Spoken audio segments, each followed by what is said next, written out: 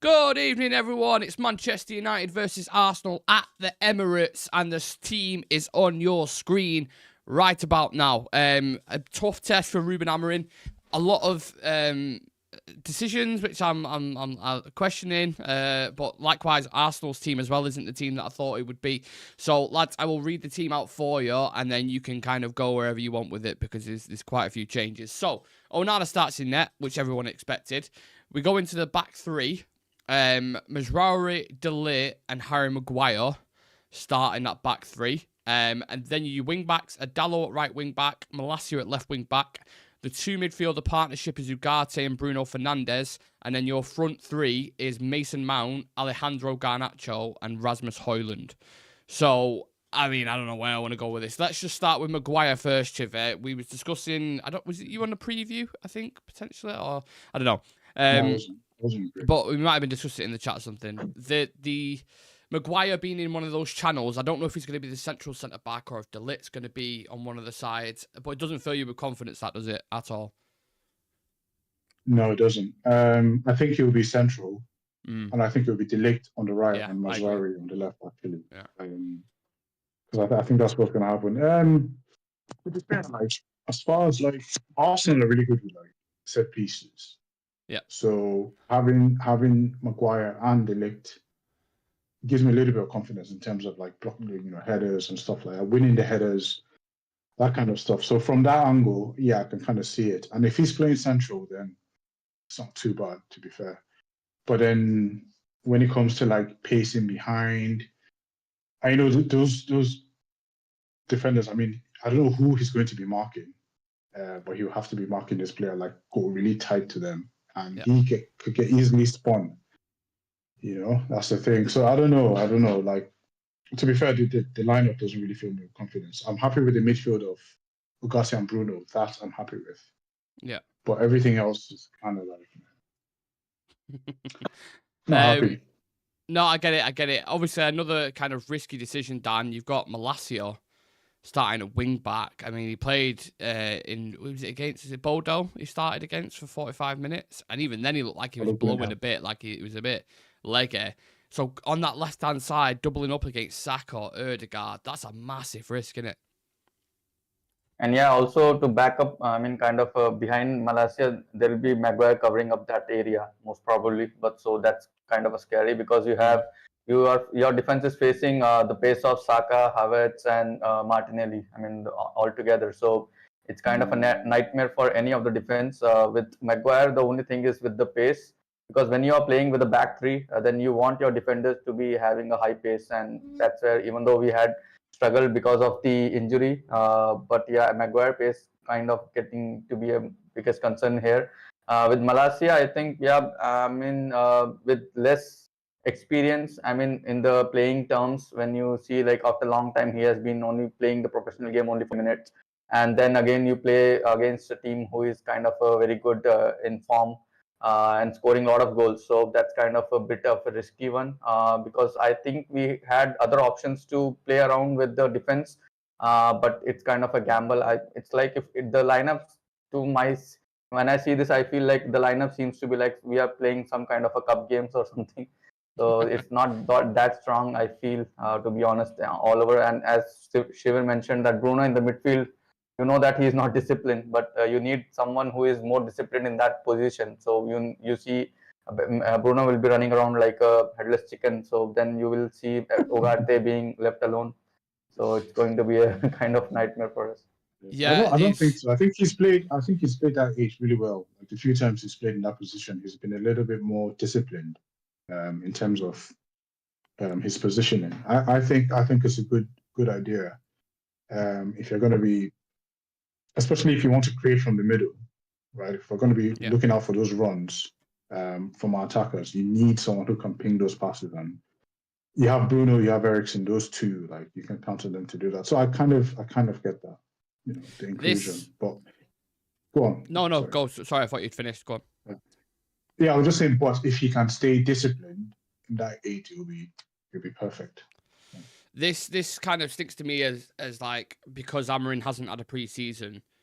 he's kind of, whilst he's coming, he's rotating heavily a lot to keep the legs in there, because I remember him speaking about Amad Diallo after the last game and saying he's a bit tired, he was a bit leggy, and obviously in this game it demands a certain amount of leg work, it demands a certain amount of pressing, covering spaces as quick as you possibly can. Which is why I'm a bit like fixated on De Ligt and Maguire in that back line. You know, if Arsenal have a quick counter attack or play through quick, I think we're going to struggle with that. I really, really do. But look, we'll have to wait and see how it plays out. I've changed the graphic now. De Ligt on the right hand side, Mazraoui on the left, Maguire in the middle potentially. Because if I'm a coach and I'm looking at who's going to deal with Saka the best, I think Mazraoui, look at his output and how he's been defensively. I think that's probably the best case, but you just don't know. I mean, even I've put Mount in the forward line, and Mason Mount could be where Bruno is, and Bruno could be his forward, and there could be flexibility in the game. And do you know what I mean? So, I think it's very interesting. It could be actually a 5-4-1 actually, because he's mentioned that before. Sometimes he said it could be a 5-4-1. Like previously, he's mentioned that when he was talking about his setting up. I think it would be a very pragmatic approach to the start of the game. Yeah. I think if players like Ahmad, Rashford started, even if they started, he would have still taken them off, because Ahmad, like towards the end of the Everton game, remember he went down, like in the last 10 minutes, and we'd made all our subs, so we couldn't take him off, so he had to like complete that game. So I think he would have taken him off even if he started. So yeah, better he comes on to provide more intensity during the game than him starting. But I think it will be a very pragmatic approach from the off. And I imagine it to be something similar to how we set up against City in the final, something, just defensive. And then we hit them on the counter. But yeah, we can only just wait and see.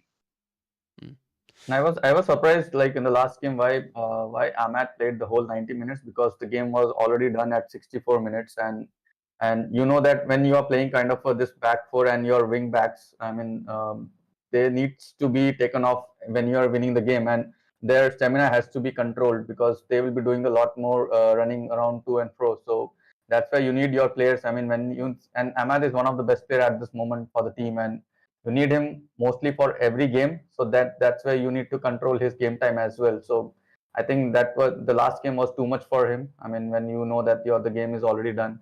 But it could have been controlled. But yeah, again, I mean, we will need him definitely for this game at least somewhere around 60 minutes. I think this is kind of a polar opposite feeling to what happened under Ten Hag for me. I feel like under Ten Hag, you knew pretty much who he was going to go with, and you'd get frustrated with his stubbornness at times and playing certain players. At the moment, I'm like, I don't have a fucking clue who's going to start. Quite literally, from game to game, I'm like, oh, I thought Rasmus scored a brace against Bodo, so obviously he's going to start him again, keeps that momentum, drops him, brings in Xerxes. Xerxes scores 2. Yeah. Will he drop Xerxes in the next game? Drops him. Højlund comes in. Every time someone's got goals, he just dropped him. Marcus Rashford. The narrative usually going into this game against Arsenal has always been Rashford's record against Arsenal, against the big six, whether people like it or not, is really good. He scored against them last season and the season before, I'm pretty sure. Yeah. So I think another thing to keep an eye out for is the subs bench, because we've got Lenny Yoro on there, who I think if we are having difficult phases in the game with Maguire or De Ligt, whoever it is defending, I think he will definitely come on for 30 minutes, 40 minutes, because he couldn't start from the thing there. I think there's other ones on there coming. Rashford is an impact sub. I quite like. Xerxes could come on and maybe do something. So at least we've got strength, lads, in depth in those kind of areas. You know what I mean? So that's a positive. Just park your thoughts. I'm going to go into the comments and then I'll come back to you. Andy Williams saying put Maz on the left and double up on Saka. McMillan saying Maguire is a central centre back. De Ligt is on the right. Maz at left centre back. Gabriel and Calafiori out for Arsenal. We'll touch on that in a moment. Ruben could be making them subs at 25 minutes. That's from Andy. Random guy saying no Rashford is disappointing. 10 games in 40 days and 7 away games. Amorim is looking after players' fitness, etc. Yeah, I get it. Let's go into Arsenal's team very quickly, because I want to know the kind of compilation they've thrown together. Who's starting? I've seen bits of it, but I don't know actually the full guaranteed 11. I know the back line consists of Zinchenko, Kiwi, or... So, let's have a look. Yeah. Where the fuck is it? Where's the team? I'm on Arsenal's Twitter. I can't even find the team. So it's Raya I've got it here. on the goal. Yeah. Zinchenko on the left back, Civir, Saliba center back, and Timber on the right as the right back. Okay. Midfielders are Declan Rice, Partey, and Odegaard, and the forward Martinelli, Havertz, and Salah.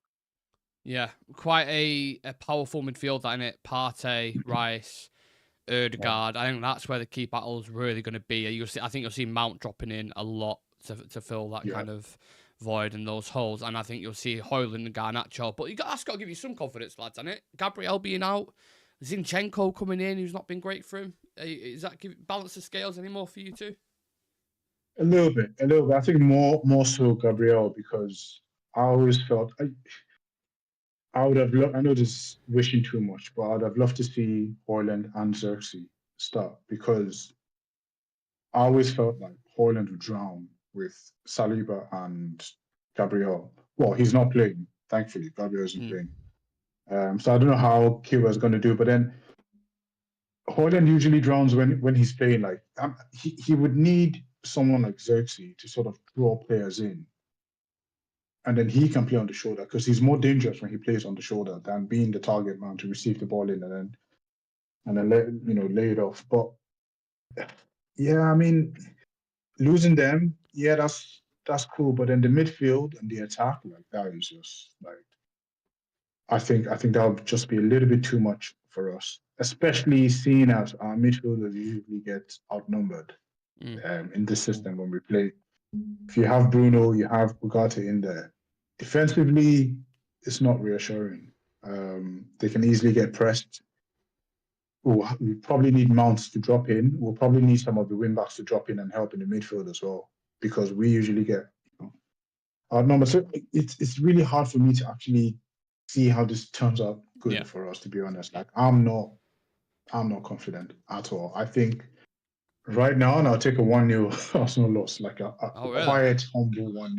Yeah, I'll take a quiet 1-0, because I think it's going to be embarrassing, honestly. Oh, really? I'm sat here, like, I'm not as feeling as bad about it. I don't know why. And usually, I'm quite like, I'm quite pragmatic in my predictions, if you want to call it that. Well, predictions, you're usually better than, you're usually more accurate than I am. So I'm not saying we'll win, but I'm saying I could definitely see us picking a draw up tonight. Yeah, definitely. Really?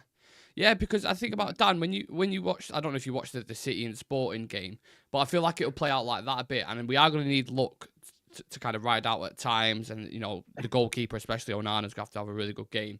But if he sets up like that and you can punch him on the counter, which we've got players capable of doing it, can you see a result, Dan, or are you more in the Chivy camp of, I'm not too sure?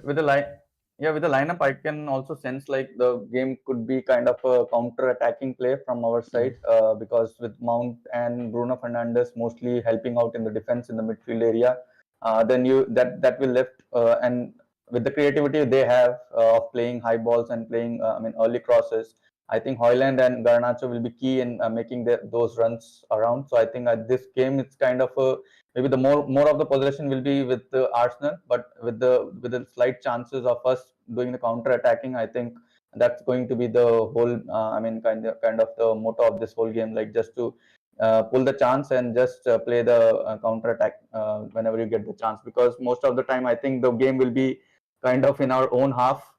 Most of the possession will be in our own half. Then I think the whole concept of today will be to concentrate more on the counter-attacking part, and that's where I think, because if you can, and also I don't want to see Højlund playing kind of a more deeper role in today's game, because when Højlund is deeper, then that will leave only Garnacho to make the runs, and you will not contribute that much in the attack, because Mount is going to be more at the kind of a midfield role. So that's where I would like to see Højlund to be in that box rather than coming back and receive the ball, because you for doing that you have Mount and Bruno Fernandes. So because in the last game, whenever you see that Højlund was in the box, when he got the ball, he just took that chances. And today we don't want to miss those chances. We'll definitely get a couple of chances, but we need to take them. When I was doing my notes last night, Chivy, I was having a look at the type of goals Arsenal were conceding, or what they was prone to, let's say, for example. And I felt like a lot of them were down the channel, playing it between the lines. So I think Mason Mount, in particular, who is quite a quick thinker and can play those kind of balls, which you saw in the past couple of performances, him and Højlund, that's the one I'm looking at. I'm not sure on that because I don't know how many games we played together, but they've not necessarily got a partnership there, have they? Do you know what I mean? Like in terms of wavelength. Yeah. I never noticed you had a tattoo, like on your forearm. Did you? me Joker one. That's crazy. I never noticed that. That's sick. You never seen that? No, I never seen that. Yeah. How long have you been on this channel? Nice. 2.5 years or something. It's like when he told me the other day, he's like, oh yeah, my name's not Civir, by the way, it's Civir. I was like, oh, okay, no worries. But yeah, anyway. Yeah, cool. Anyway, yeah, sorry, yeah. Yes, Mountain Højlund. Yeah, I've never. Yeah, I don't know. I don't know how that's going to work. I think it'll be a very pressing team, with especially with Mountain Højlund. So defensively, yes, I think we'll probably press when they're bringing the ball in. As far as going out, I don't see it happening. I honestly think that we're going to be very defensive, and then as the game goes on, you bring on people like Xerxes.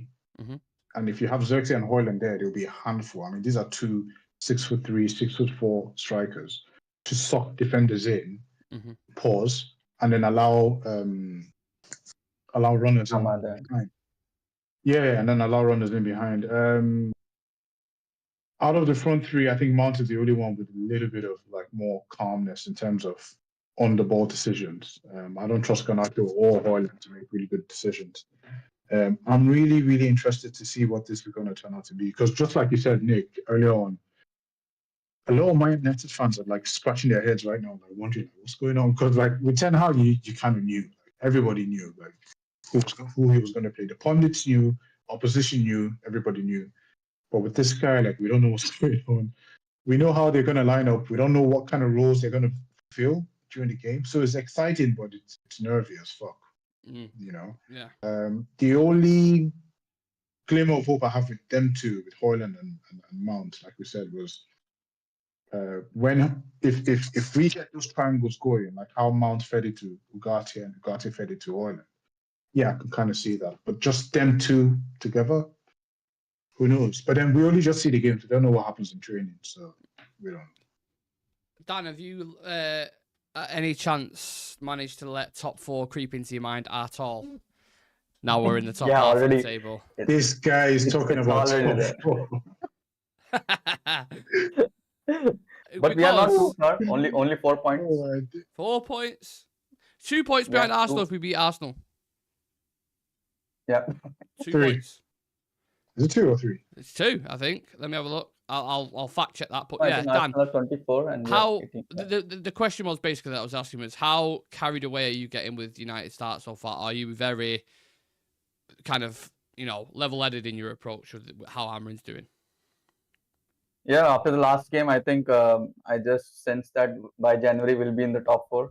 So yeah, so I'm like the road is open. I mean the gates are open because the gap between the top 4 and the kind of a 10th, 11th position is quite narrow.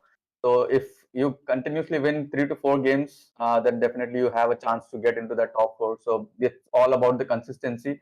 But now I think with today's loss, if by any chance we lose this game, and then it's kind of becomes like that gap stretches out, because all the teams are kind of in the same position, same points. So the teams win, they go up the ladder. So it's kind of the consistency will play a bigger role in this of us getting into top 4. Yeah. Absolutely. So Dan, you thought we'll be in the top 4 by January? Is that what you said? Yeah, I'm saying like after the last games, I was just like overwhelmed with the last game. So, but yeah, if we win kind of a 3, 4, 5 games continuously, we will be closer to that top 4, somewhere around like 2 or 3 points. Oh, that's just a fact. If we do, we will be. That's like points wise, we will. Yeah. I'm not saying we'll maintain it and finish in there, but if let's say you get a draw at the Emirates today, right? I don't know who we play after that, but I know we've got Tottenham at some point, Nottingham Forest this weekend. We play Forest and then City. Forest and then City, right? Mate, Forest are dropping off. City have not won one in 6, 7 games. They're playing tonight. They've just kicked off now. I'm not right. I'm actually quite surprised with you guys. Let me finish, please. Let me. I really didn't know you guys smoke weed. I Oh, you're honestly running thought you away guys with didn't it. smoke. So you guys Oh. actually smoke. I didn't know that. No. Come on. No, Right. I know. the gap I is know. very less. Okay. So I'm that messing. Yeah. I'm messing. On a up. points front, Go I on. think we can get close, but I know it'll be tricky because December, as I have stated a million times, is you've got some really, really tough games in there. But I don't know. Let's just see. Take it step by step. It's Is what I not- should have said. Yeah, it's not out of the realms of possibility, to be honest. We've seen stranger things happen in the league, to be honest. I was just trying to be funny with you guys. I know. Yeah, no, it's really possible. Like there's no reason why we can't get a result today. Honestly. I like to hear that. Nick, go on. if we lose this game, then Civir will be making fun of us. I know. No. We'll have to wait for the review after the game, innit? Because that's when it's going to be really telling. I don't know. I think if I was to like rule it, if me life was on it, but if you know you're playing a game and you say right, you have to guess exactly what happens. I think it will be quite a pragmatic approach from us. I think we will try him on the counter attack. I think we can nick a goal. But potentially Arsenal just overpowers that slightly a little bit where it's a 2-1. But I'm saying I can see a draw, man. I can see a draw happening in this. Yeah. If the player's application is right and the instructions are clear to what they need to do. Yeah. And then subs is going to have a massive say on this. I'm not saying we've got a better bench than Arsenal, but it's as strong, if anything. So that's going to have a huge say in it. I think you nailed it there. The subs are going to have a big say in this one. I think you nailed it there. If you look at the table, lads, right? So I know we was talking about top four and everything there. If we draw, let's just say we go to 20 points, right? We're in the top half of the table. You look at the other teams that are around us: Tottenham, Brentford, Newcastle, Villa in the bottom half of the table at the moment. Fulham are now in the bottom half. You're starting to see teams slowly slide down. If we did win, I know it's a big if. Would that give you massive confidence going playing? If we win, let's say not convincingly, but it's a bit of a scrappy win. Is that the one that you would take away and you go, okay, now I can start to see us cooking something? Yeah.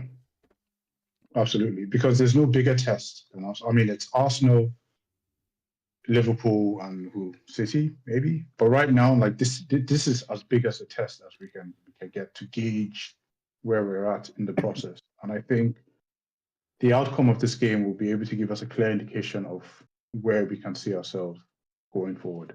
Even if we lose, depends on how we play. Like if we play well and lose, we still get some information about, okay, this is what's happening. If we do a smash and grab, fine, the points to push us off the board. But I think this is a litmus test for Amorim. Yeah. On Arsenal, Dan, they go 12 points behind if they lose this one. I'm not saying they will lose it if they lose this one.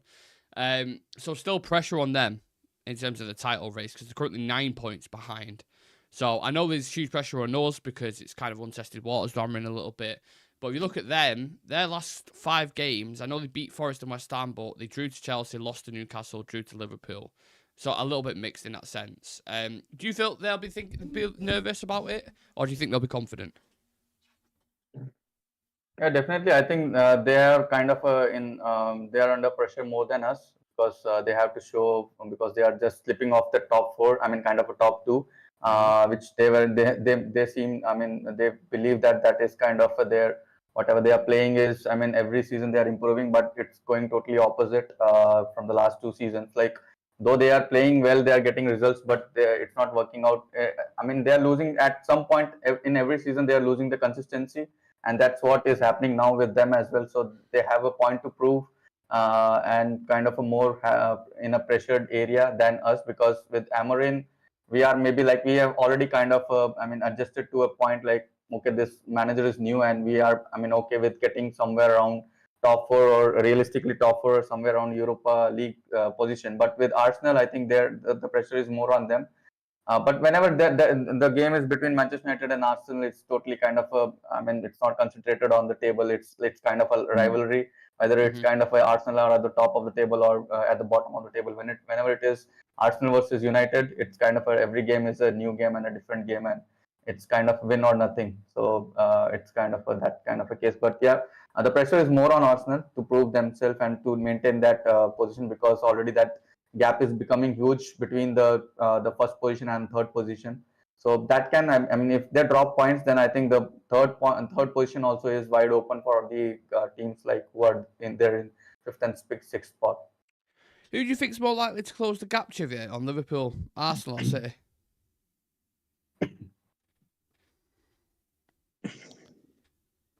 It's a tough one. I mean, just going on form, I'll probably say Arsenal, but I think City winning, by the still way. having it. At the minute. Just scored now, as you said. They're that. winning. Yeah, they just Who scored. Bernardo. From a De Bruyne cross. De Bruyne started today. Yeah. So. Yeah. And Arsenal dropped to fourth. Yeah, I mean, to be fair, like on form, I mean, well, Arsenal just looked more dangerous. But then, you're only as good as your last game, to be honest. So, like, if City go on, like, put in some business today, then I think they can turn it around. Just speaking on the last 5 games, like you mentioned, Arsenal have exactly the same record as we do. So 2 wins, 2 draws, and 1 loss. So we have the exact same sort of for the last 5 games. So it's really up in the air in terms of the teams that we've both played. Like it's slightly different. So Arsenal played obviously Liverpool, Newcastle, Forest. We played Bodo, Everton, Ipswich. Do you know what I'm saying? No. So, I'm talking of in the league. Yeah, the form you're on about. Not. Yeah, I'm talking of league. Yeah. League so form. who we played the last 5 games in the league? We played Everton, Ipswich, Chelsea, which we drew Leicester. with Leicester. Yeah. So yeah, it's not too bad. So anyway, sorry. We lost to West Ham, drew with Ipswich.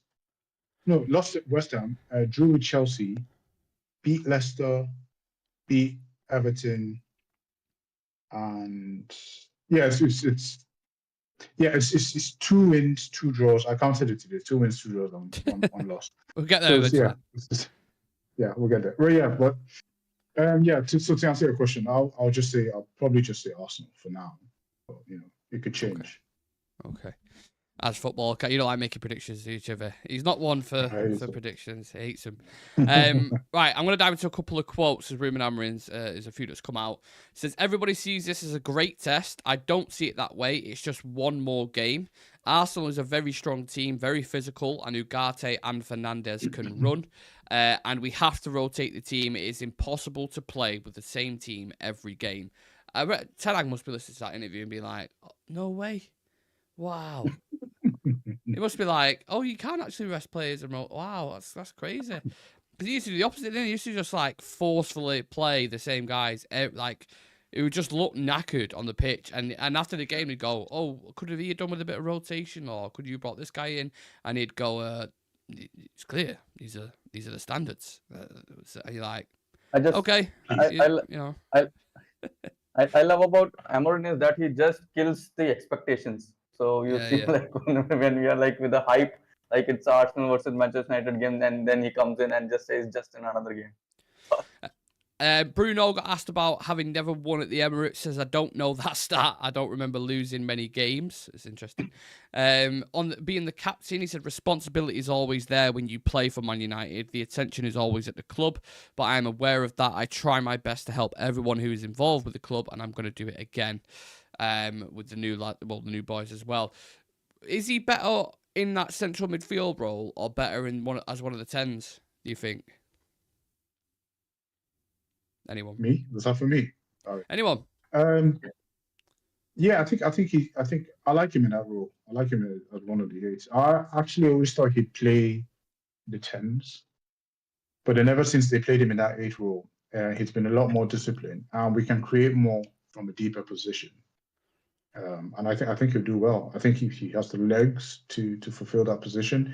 He might not have the defensive ability to track players and all that kind of stuff, but then he can be a problem, especially if we're trying to double team players, that sort of thing.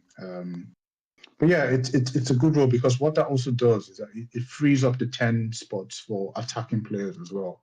So then we have more of an attacking threat on the pitch, and then we're not too just there's a bit of creativity in the midfield, and a bit of creativity up top as well. So yeah, I'm not mad at this at all.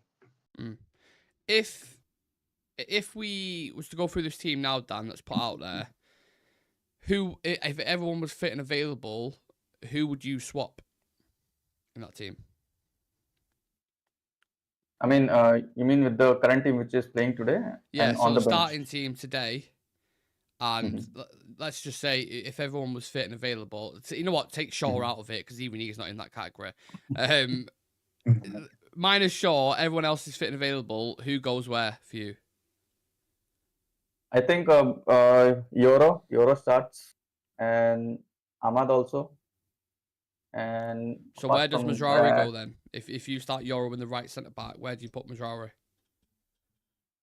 Mazraoui as a kind of a left wing back, because Yep. that's the place which is not yet, I mean, kind of we don't know who are going to play there, who is going to play there for the long run.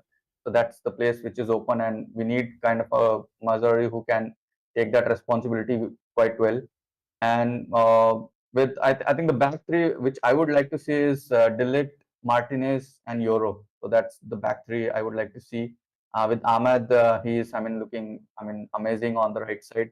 And in the midfield, I would like to see. I know that hasn't worked that much well, but I would like to see for the long run Mainoo and Ugarte. Fixing their position in that area. And in the top, I think Bruno Fernandes and Højlund and Garnacho or Rashford, any one of them. Interesting. What's your preference, Civir? It doesn't have to be the full team, but let's just say specific individuals. Who do you really want to see be consistent in this system? Yeah, I mean, not mentioning the obvious names with Mazraoui and Ahmad, because that's pretty much a mainstay for almost everyone. Yeah, very similar to what Dan has said in terms of like the midfield. I would like to see a midfield of Ugarte and Bruno and Kobbie Mainoo as one of the 10s, and then him and Bruno can swap as the game goes on. Do you think they can do that role, Mainoo? Oh yeah, absolutely. Yeah. If you remember how he played last season, the Wolves game, the Liverpool game, that inside left 18-yard box side kind of just yeah. Oh, he has a lot of fun around there. Like he plays really well there. So yeah, I'd like to see him in a very advanced role. I think Mainoo is a little bit misunderstood by a lot of people because they just kind of have this feeling that he's a defensive or box to box, which he is. But he also has really good attacking instincts as well. Decision making on the ball is brilliant. Can spot a pass. If he needs to, he can beat a player. We've seen him do that loads of times. So I'd like to see a situation where he plays in an advanced role. And yeah, and then depending on the opposition, we can either have Højlund or we can have Zirkzee. If we're trying to play on the shoulder, you have Højlund in there. If you're trying to play, you need a striker that plays his back to goal. You bring in Zirkzee, who can bring in other players as well, because he does more than just try and score. He brings people in. So it's sort of a situation like that. I would like to see both of them play, to be honest, and I hope that happens in this game. To have Højlund and Zirkzee, I would really, really like to see that because I think they can be a handful for anyone. Interesting. And just to mention, like I think Mainoo has mentioned that he was a striker before. Yeah, they all say that. I mean, McTominay was a striker. Scholes was a striker. Dean Henderson, I think, was a striker. Rio as well. Rio, like a lot of them are, to be fair. So yeah, I mean, it's one of those.